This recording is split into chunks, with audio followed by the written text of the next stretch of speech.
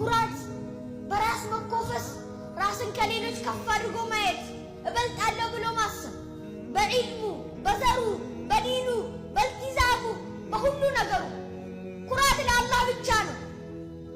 ወለሁል ኪብሪያኡ ፊ ሰማዋት ወፊል አርድ ኩራት በሰማያትና በምድር ለሱ ነው የሚገባው።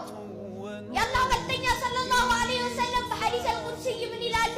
አልኪብሪያኡ ሪዳኢ ወልዐዘመቱ ኢዛሪ ፈመን ናዘዐኒ ሚንሁማ አሐዱን አልቀይቱሁ ፊ ጀሀነም ወላ ኡባሊ።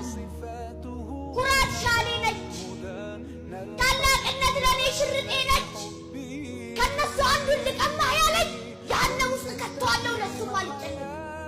ኩራት ለረሕማን ብቻ ነች። እኔና አንተ ኩራት አልተፈቀደልንም። ሰለፎች ሰሓቦች የስንዴ ያህል ኩራት